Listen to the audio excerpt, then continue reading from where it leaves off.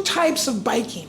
Okay, there's road biking, that mainly road biking is like people who are exercising, right? There's a little road biking of people who are commuting, but mostly people like myself want to ride on bike paths. That is the ultimate, to be a bicycler on a bike path for my level of bike riding. You know, people that are going out there to ride road bikes and go really fast and do that, which is a big thing out here.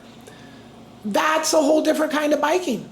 I don't want to ride in traffic as least as I possibly can. I would like to stay on bike paths and be able to go anywhere without getting in traffic.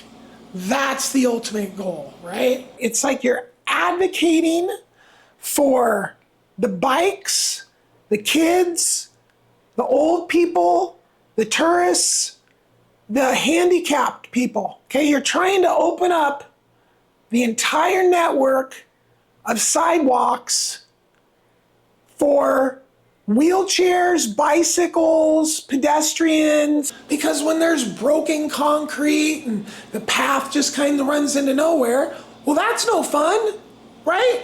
And this is a resort area. We want fun, paths, going through nature, birds, flying, lizards, running, beautiful flowers everywhere. This is what I'm talking about.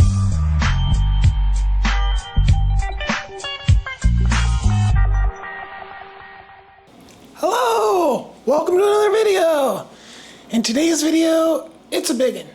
This video has everything from bicycle information to gardening to how to finance things.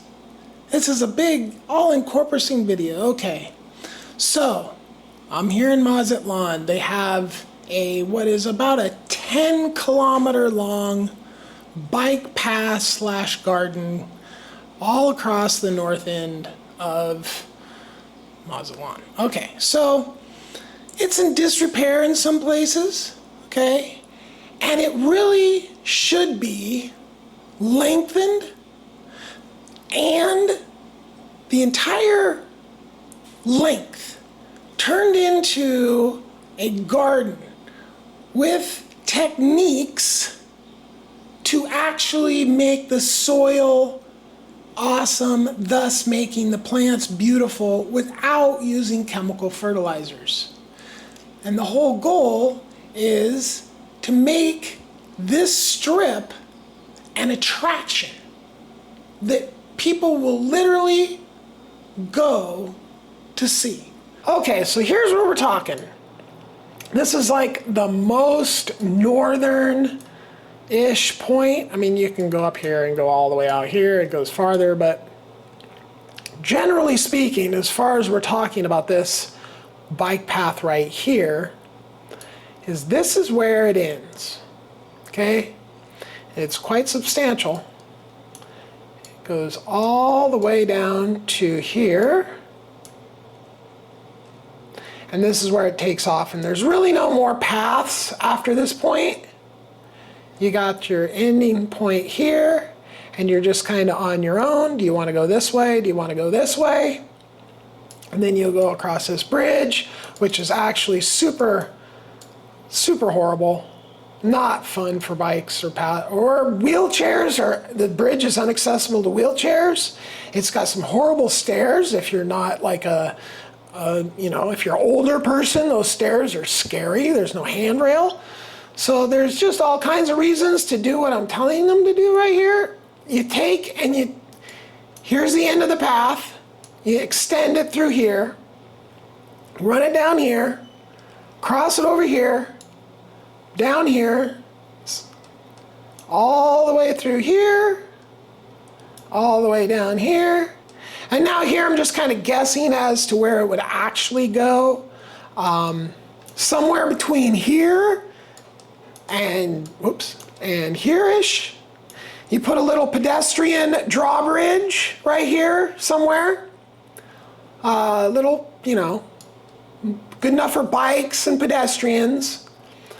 Okay, now you run your path, and I'm kind of assuming this is all one property, or this is all one property, so I'm just assuming that this would be the best way to do this. So you'd have your little drawbridge here, you'd run the path down the side of this property here, and you'd meet it up with this road here.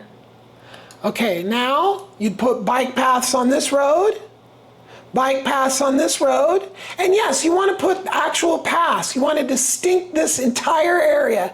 Every square centimeter of this bike path needs to be outlined exactly where is the bike path. You don't just put a bike path here and then just leave it off. You put an actual crossing, you put path marks in the road, wherever the bike is supposed to go, right? And you make actual bike path, okay? And this is very key. You have to make, you can't just end bike paths. Like it's ended over here, it just ends. Like this is horrible. Like you're just like, oh, here's this great bike path that just dumps out into traffic, right? That's horrible. You gotta continue the bike paths continuously, right? And then obviously there's dead ends, but there's no reason for any dead ends around here. So you have a solid bike path that runs down here, cuts through here. I mean, there's a big island in the middle of here that can be redesigned with a bike path in it, very short. I would most definitely suggest going this way rather than going this way because there is no room right here for a bike path. You get to right about here and you could put a bike path in there, but from right around here to right around here, unless you were to redirect this through here and then come up here from some way, it's just better to go through the neighborhood. So now you get down here, you put out here, and now here's another major aspect of this, is a whole new boardwalk, waterfront walkway that goes all the way down here. And now the key to this whole thing is you're trying to get this place here to actually pay for this. And you're going to tell me, oh, look, this is going to protect from storms. This is going to improve tourism. It's going to give a walking, biking, wheelchair, jogger path from one end of Mazatlan to the other. There is no bad that could come from that. Having people able to walk away from traffic, bike away from traffic, is really awesome. People love that. So you take, and here's the bike path goes down here, and now here's a whole new boardwalk waterfront, hopefully paid for by all of these businesses. Goes all the way, it's quite a ways. And it's gonna keep going. You see, as I say, this is a long, long ways. And then you hit Point Valentino here. Now there's a little cut right here that you could put a bike path through. Boom. There's already a bike path here. And then it goes into this bike path. Okay? So then that from here all the way to here on the beach, a boardwalk bike path. Big enough, nice, double wide lanes for people to walk and bike and have pets and wheelchairs and all that stuff, okay? Now this goes all the way down to here, and there's some problematic areas with this. Somewhere, I think maybe around here, somewhere around here, this just cuts off for a little bit, and it puts you into a zone. And then it comes back a little bit later. So it's missing from like, I don't know, like exactly where it's missing, but somewhere in here. And so the whole point is just like, it needs to be continuous bike paths. You can't just end a bike path in the way they're ending the bike paths here. It's just like you're literally riding down the bike path and all of a sudden it's like, okay, what do I do? All you need to do is just continue, just get some differently colored bricks or whatever, and just demarcate the area. I think it's right here is where it goes out. So they just dump the bike lane at some point here, And then it comes back like right about here. So you got this little stretch here, it needs to be fixed. And I think there's another stretch like that somewhere that needs to be fixed along this route. But what we're talking about is being able to go from, because I think it goes like up to here-ish. No, maybe it's here. Right about here is where the bike path ends. So you got all the way from there, all the way to there. Monstrous, super epic, super awesome. Something that people can actually take a day and do. Like, hey, let's travel from one end of the Mazatlan to the other on this nice bike path, walking path, jogging path, whatever you want to call it, okay? All right, so now, literally the worst that I can think of, pedestrian, bike, and wheelchair, worst by a long shot for so many reasons, right, is this stretch right here. Now what I'm suggesting is you take nearly this level of path and extend it all the way up here, all the way to here. Look at this giant community here. There's a couple more little things here, but the road doesn't even keep going here. Like the road stops. There's no pavement right around here. But putting the bike path in up to here, because look at all these people here. Look at all these people here. There's so many people that are on this road, and so many people that are walking through this, the worst. There's a water park right here, pedestrian area. Now let me just touch on some of the reasons. Number one, there is no good sidewalk at all. This is all overgrown on this side, and then the sewer busts through right here. Like, this is a flowing sewer. Like, when it rains hard, this is sewer action, just flowing across the street. So there's a giant pile of sewage right here on the side of the street that just, you have to walk out into the street or walk through the sewage. Super not good. This should be a beautiful path. Oh, and get rid of this stupid water thing here. And this is just a horrible, ugly, pointless, probably just mosquito providing area. This water features like this, nobody likes them. And I'll get, in a later part of the video, I'll talk about what should be done with this, but I'm right there right now. So you turn this into a super awesome path, fix the road, fix the sewer. So this is a good, nice extension. There's already partial infrastructure. There's enough room in what's there to do two bike lanes. Then you have to do some work here, a little bit of work up here, but then there's more here that could be swapped into bike lanes. Continuous bike lanes.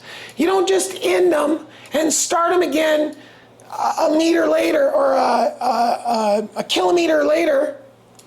You just have them continuous. You figure out where the bike is supposed to be. Don't just let it be up to the bikes, right? Put in a solid bike path, pedestrian path, sidewalks, the whole 9 yards. Let's talk about how to turn this path network into an actual attraction, right, that people are going to want to go to. Because when you think about tourist areas, you have reasons why people go to an area altogether, right? So people go, as Mazatlan as an example, people go to Mazatlan for things like fishing, medical procedures, the beaches, okay? So these are things that people go to. But then there's things that people do once they're here, that they're just going to do because they're here. They didn't come to do these things, random things, right?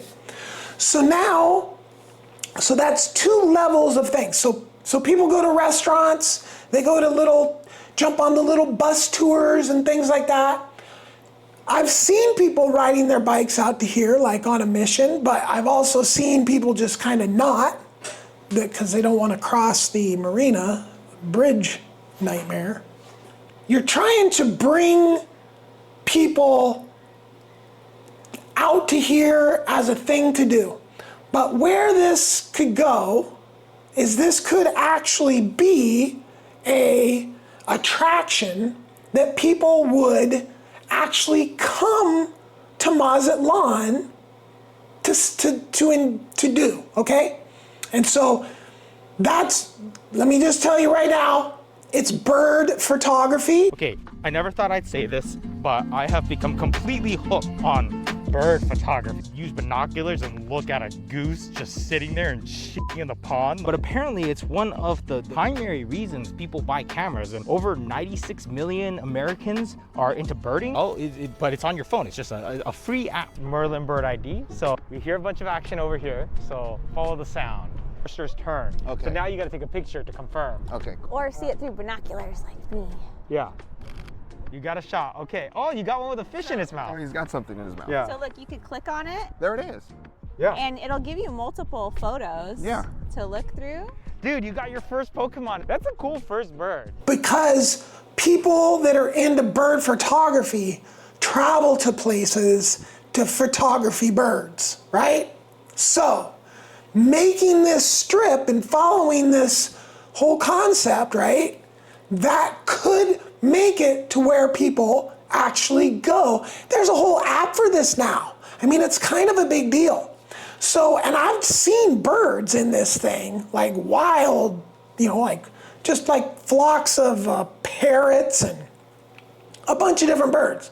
So there's a huge potential for this. Okay, so let's just start with how it looks and what. Number one, you got to get rid of all the parking out of there.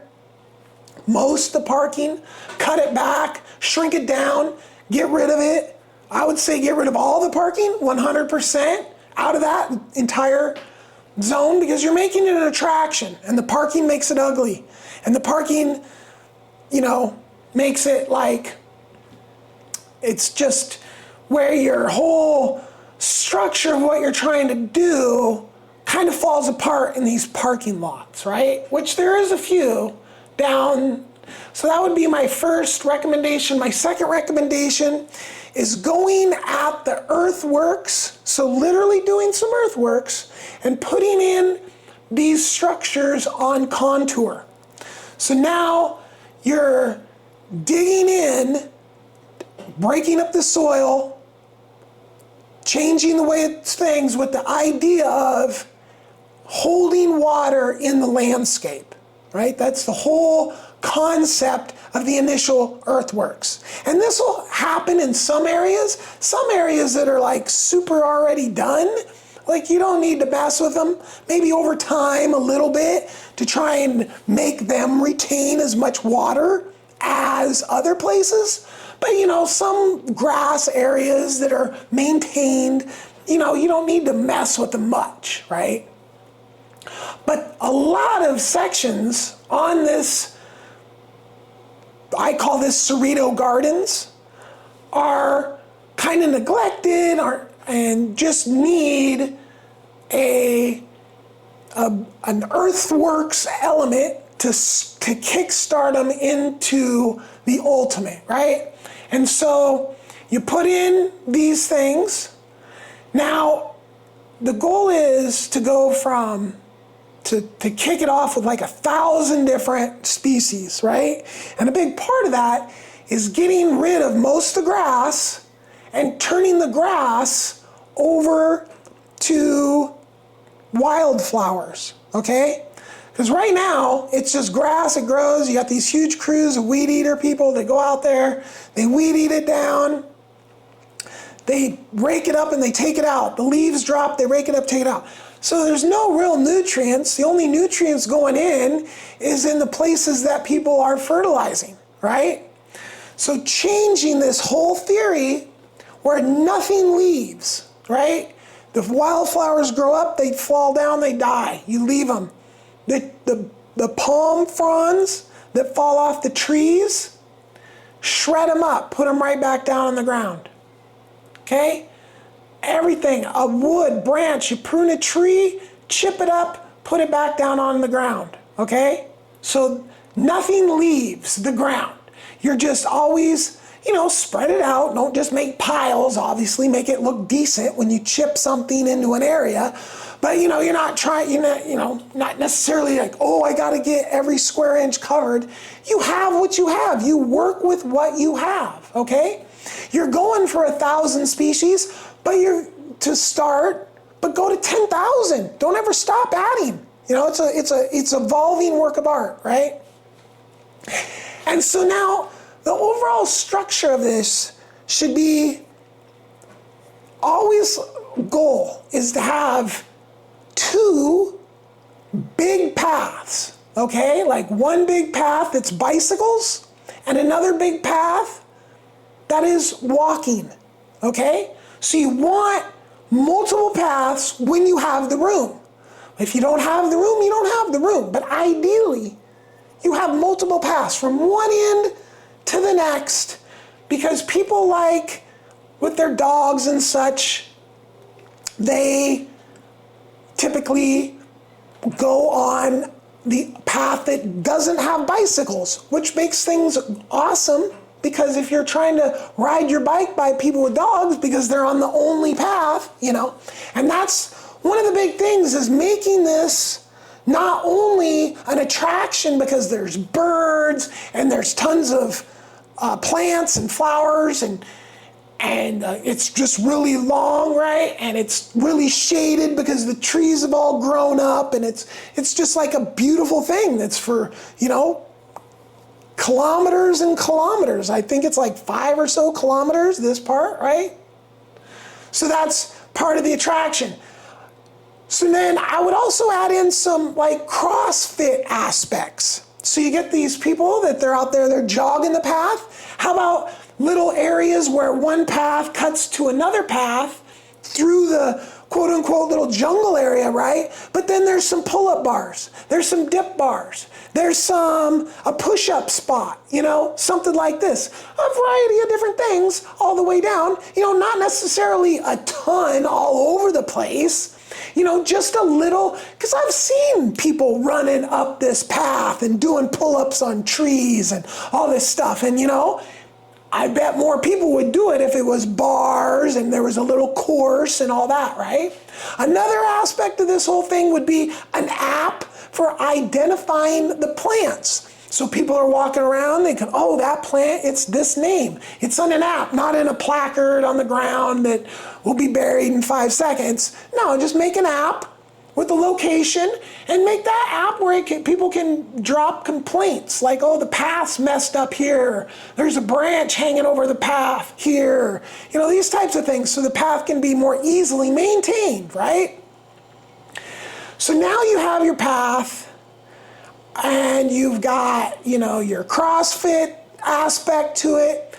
I would also add in a couple dog areas, okay? But I would take this dog area thing to a whole nother level, right? Make it unique, because most dog things are just lame. They're just these rickety fence looking things. And then there's just a bare area, and it's just a giant area, and there's nothing there, and the dog runs around, and then the owner picks up the dog poop in a little plastic bag and then throws it away, and it's just a waste. So here's what I would say would be a much better ecological. So what you do is you take and you put the dog park with shrubs as the fence. So you make it a good solid shrub fence. Maybe you have to start with some kind of little fence in there while the shrubs grow, but the shrubs grow up in through it and take it over and just basically replace it visually. So now you have your border being a nice shrub that you don't care if the dogs are, peeing on the shrubs, right? But then down the middle, and you might have to do a little research as to what would be the big plants, but like dig a hole, maybe like 4 or 5, in this dog run, And don't make this like a whole entire section, you know, just make this a little thing, but dig some holes in it, plant some plants around those holes that are good for eating up poo. Because there's plants that do that really well. So now what you do is you just provide scoopers out there and you say, throw your poo in the middle of that tree ring. So you got like a tree or bush or bamboo or whatever ring, and then outside of that you got another ring of the little hedge bushes that'll keep the dogs out of the pit, out of those other trees, you know, so it's a multi-layered thing. And then you just tell people to throw their poo in the middle of all that, right? And that makes it to where it's not an ecological nightmare, because most dog runs are like an ecological nightmare because all the poo is going in bags and it's not doing anything, right? So you want to, you know, figure this out with the, you know, right plants and stuff, but don't necessarily put a dog run in every single paddock, you know, just over the entire thing, put maybe, you know, like 3 or 4 dog runs, you know? Just another reason why because you're trying to get people to go there. Why would people go there? For dog runs, because they have a dog, you know? People walk their dogs there already, but a dog run is just like a better thing for dog people, right? I'm not a dog person, but I'm just for people being able to do cool stuff, right? Another aspect, another option, another thing you should add in here is little places, and they have them, or one or something like that, little kick it spots, picnic spot or whatever. Okay, so now let's talk about the birds. This invention is found in many parts of the world, including Europe and Egypt, though ancient Iran is considered one of the places where some of the oldest originate, possibly 4,000 years ago. These grand, multi-story, intricately designed adobe towers are the most well-preserved examples around the city of Isfahan. These date back to the golden age of this design, around 500 years ago. Unlike simpler, earlier versions, these structures are imposing. Despite their elaborate features, they were not made to house people. Instead, they are used to create a substance that can turn barren deserts into fertile farmlands. Right? I would say coming up with at least like 6 different types of bird structure. So that many different types. Platforms, bird houses of different sizes. Okay, so you got at least six different varieties. Now put those varieties all down the entire thing. Okay, you want to be bringing birds to this thing like it's the main focus. You want tons of birds. Now here's why you want tons of birds. Number 1, because of bird photography. Number 2, birds eat insects. So if you bring in all kinds of birds, you give birds tons of places to be in this entire section. Those birds will keep this thing open and viable year-round, because you're creating this jungle environment and bugs take over jungle environments, right? Well, the thing is, if you provide the housing structures for the birds will run the show and you won't have insects. And doing things like getting rid of standing water monument pond things that don't ever work, that, change this over to a kind of a consistent shape that looks like tunnels going through the trees, right? You want the trees so big they cover the roads. You want the sidewalks open on both sides of the street. You want the trees covering the path. And you do all this, and you're opening up Mazatlan to a summer vacation spot. Side note, the forest fires are horrible up north during the summer. So Mazatlan's air quality is actually far superior during the summer than it is in the forest fire zones. So with a little effort, mainly shading with trees, but then other aspects like the Mercado, or not Mercado, whatever the boardwalk name, that thing, you could put solar panels above that entire thing, providing shade over that. That would open it up to a summertime. Much more people would walk up and down if you not only put in a boardwalk, but you put solar above it, so it actually is a shaded boardwalk. Now, you're really opening up Mazatlan to summertime vacation, right? Which is, because from somebody that comes from the forest fire, I would prefer to be in Mazatlan's humidity than to be in forest fire smoke. Mazatlan summers are beautiful compared to where I used to come from. Well, where I came from before 2016 was amazingly beautiful, and the summers were way better than Mazatlan. But now that's flipped because of the forest fire season. Now, Mazatlan is far superior place to be in the summertime, unless of course you have no forest fire smoke, right? So it's all determined.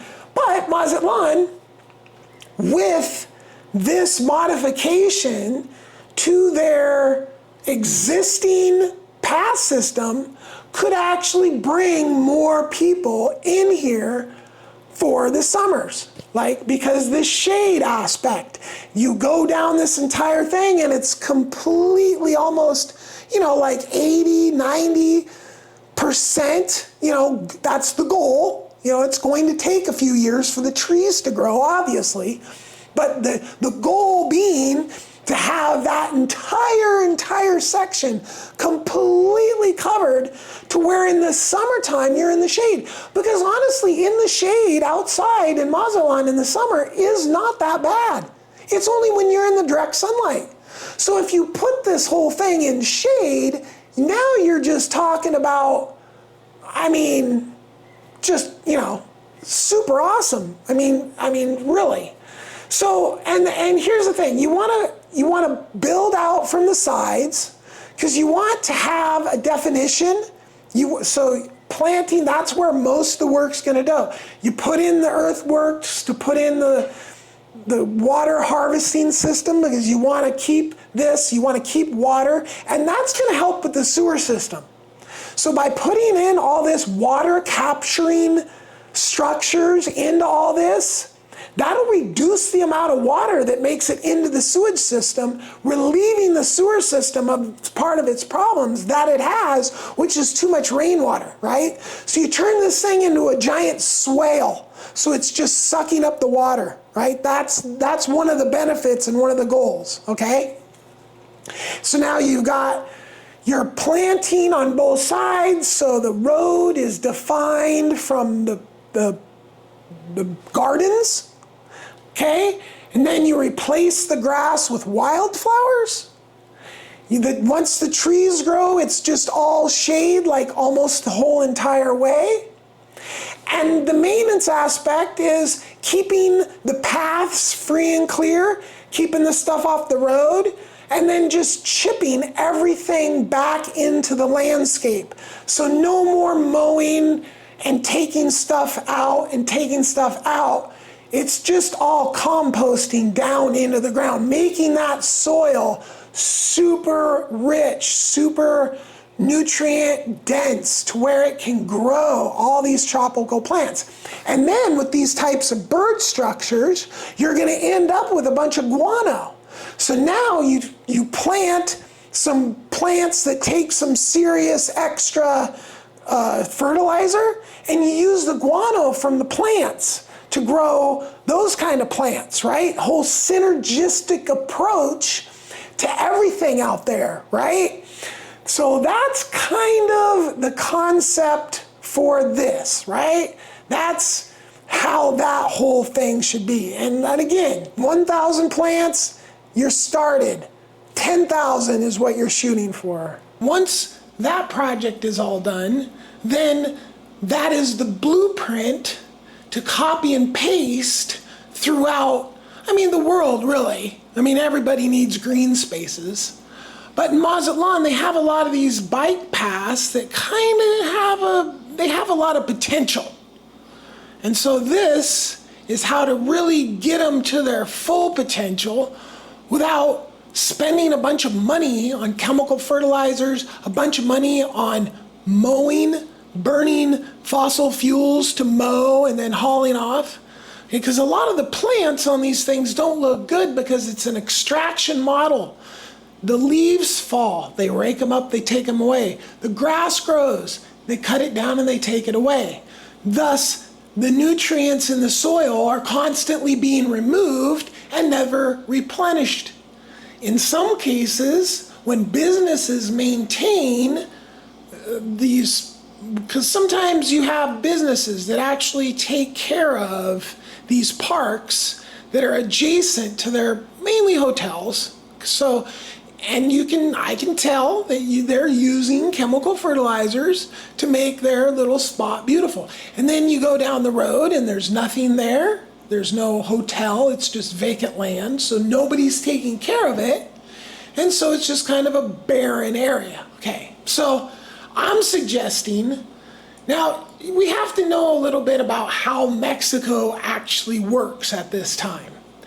Mexico is very neoliberal. Like, here's an example. They have private highways. A rich guy, like the richest guy, he became the richest guy. He was even the richest guy in the world for a few years because he was able to get basically a monopoly on the telephone industry in Mexico. So he then became like one of the richest people in the world. And what he did was a lot of different things, but he built this network of private highways that have tolls. So there's like a regular state-run road that goes to Durango from Mazatlan, and then there's a private highway that goes from Mazatlan to Durango. And you only take the private one because the other one's horrible, apparently. This is what I'm told. Okay, so in a neoliberal extreme, like how do things like this area garden being turned in, that's a bike path area with a little garden aspect to it, how does that turn into a garden on the level of something that would be an attraction? So people would actually want to go there while they're in town. And possibly when the attractions are so awesome, people actually go to the city for those attractions, right?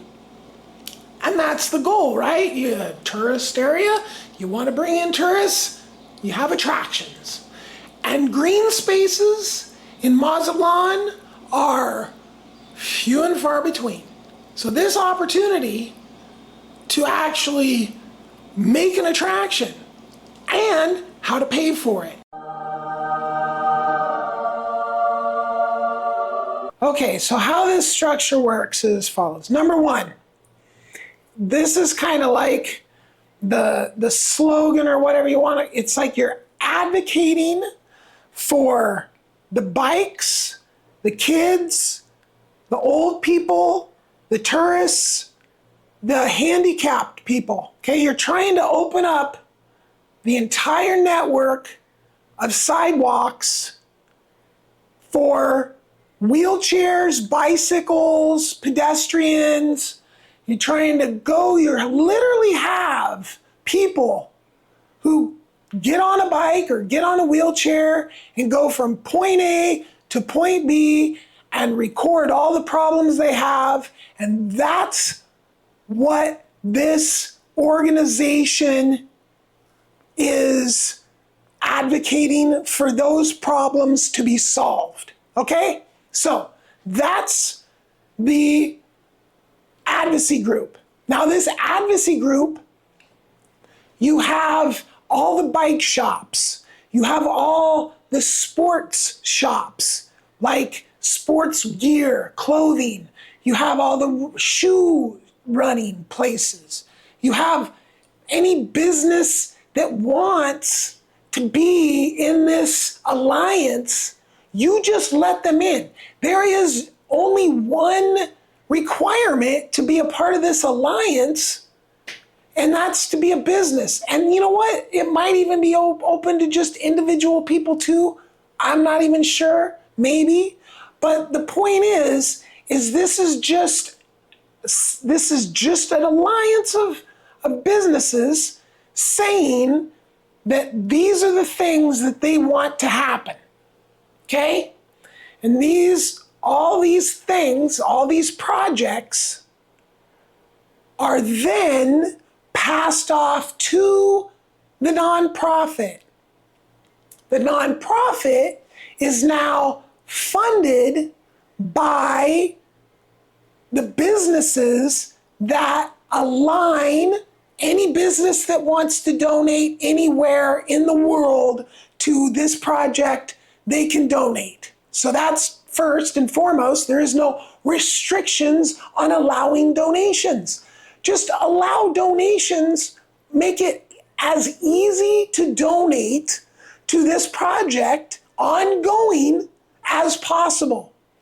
And people love donating to green space projects.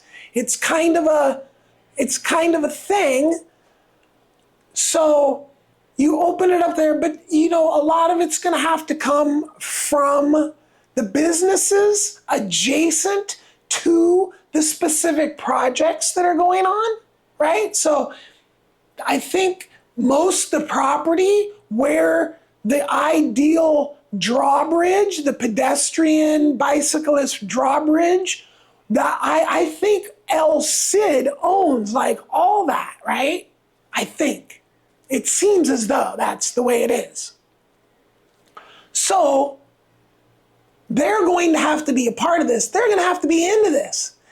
And most likely spend some money. But when you look at it from a benefit of opening up the entirety of the waterfront to pedestrian bicycle traffic and just allowing the ease and the flow of people, it's just going to make that whole area so much better.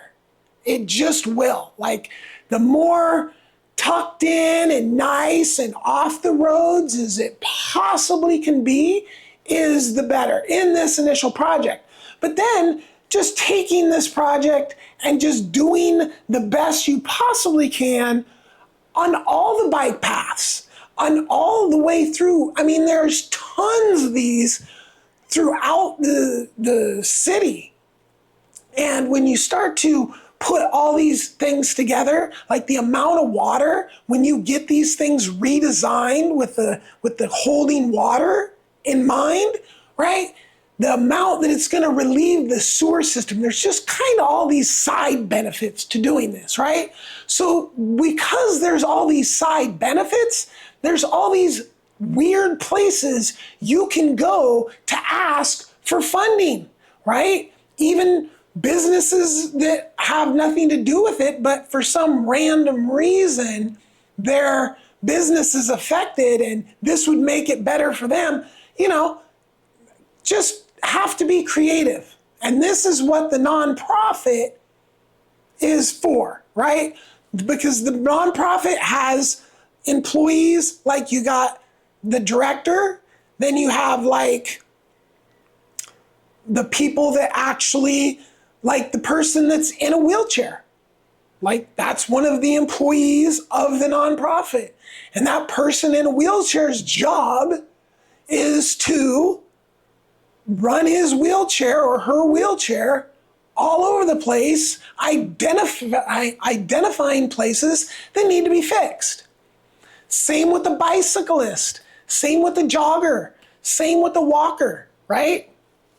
So that's kind of the employee network, but then you have the actual crews that are actually doing the work. And when you think about it, and maintenance is a must. Okay, so as far as funding all this and making all this work, your funding sources are going to be unique, and possibly you'll be able to get some money out of the government for some of this stuff. Hopefully, I would imagine, right?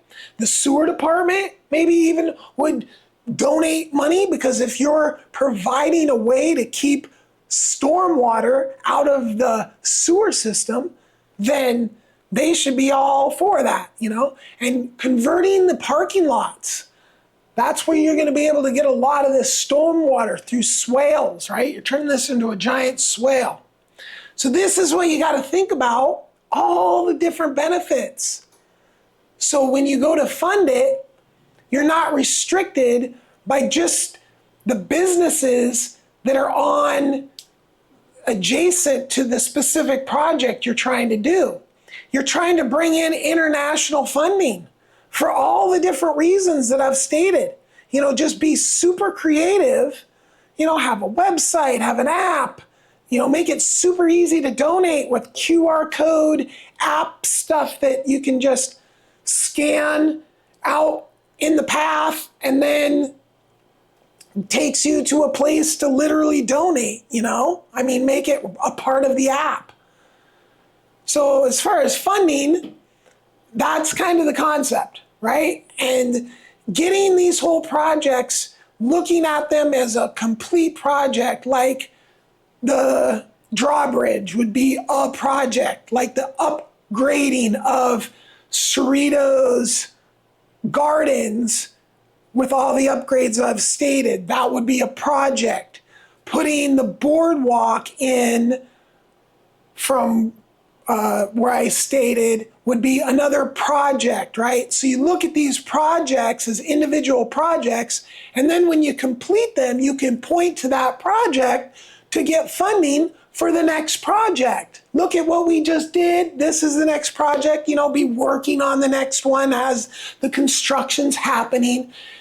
This type of thing, right? And once those are done, then you just take that and you apply that to just throughout the rest of Mazatlan.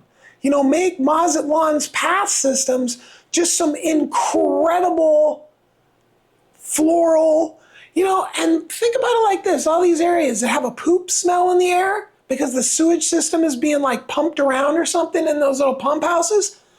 Plant those places with like tons of plants that absorb that or give off like flowers that smell really nice and these types of things, you know, just really think out of the box on how to solve problems, you know, as you extend this out into the rest of Mazatlan.